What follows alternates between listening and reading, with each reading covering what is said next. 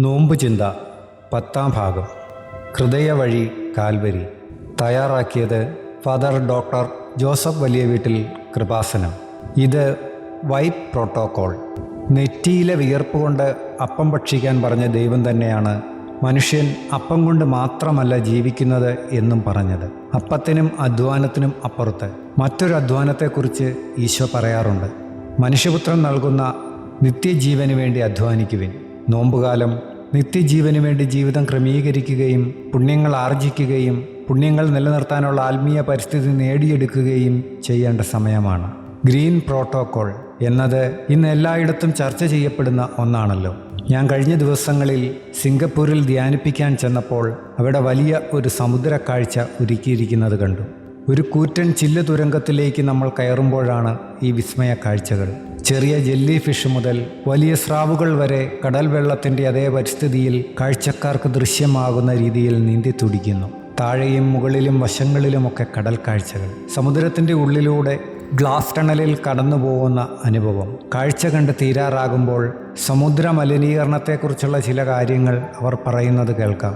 മനുഷ്യർ സൃഷ്ടിക്കുന്ന സമുദ്ര മലിനീകരണം മൂലം നമ്മുടെ കുറേയേറെ കുടുംബാംഗങ്ങൾ വംശനാശം വന്ന് നശിച്ചുപോയി എന്നാണ് അവർ പറയുന്നത്.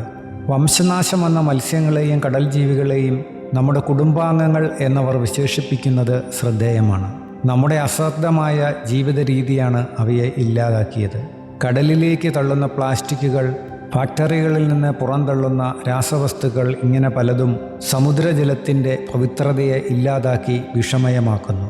സമുദ്രത്തിൻ്റെ ദൈവം സൃഷ്ടിച്ച അവസ്ഥ തിരിച്ചു പിടിക്കാനായി നിരീശ്വര രാജ്യങ്ങൾ പോലും ഗ്രീൻ പ്രോട്ടോക്കോൾ അല്ലെങ്കിൽ ബ്ലൂ പ്രോട്ടോക്കോൾ എന്ന ശാസ്ത്രീയമായ പദ്ധതി വഴി ശ്രമിക്കുന്നതിൻ്റെ നേർക്കാഴ്ചയാണിത്. നോമ്പുകാലം അതുപോലെ വിശ്വാസികൾക്ക് നൽകപ്പെട്ടിട്ടുള്ള ഒരു വൈറ്റ് പ്രോട്ടോക്കോളാണ്.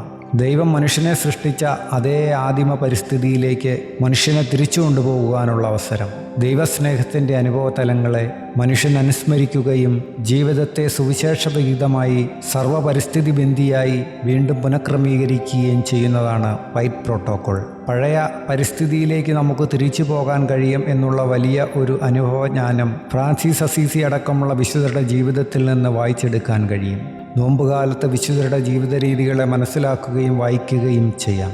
സുവിശേഷ സ്നേഹത്താൽ ലോകത്തെ സമീപിക്കുകയും ഈശോയുടെ ആ സ്നേഹം മരങ്ങൾക്കും മത്സ്യങ്ങൾക്കും മനുഷ്യർക്കും എല്ലാവർക്കും അനുഭവവേദ്യമാക്കുകയും ചെയ്യാം. ഈ ഒരു സാക്ഷ്യജീവിതം വൈറ്റ് പ്രോട്ടോക്കോളിൻ്റെ ഒഴിച്ചുകൂടാനാവാത്ത ഘടകമാണ്. പഴയ പരിശുദ്ധിയിലേക്ക് തിരിച്ചു നടക്കാൻ ദൈവം നമ്മെ അനുഗ്രഹിക്കട്ടെ. പ്രകൃതി നമ്മുടെ വീടാണെന്ന ബോധ്യത്തോടെ അതിനോട് പെരുമാറാം.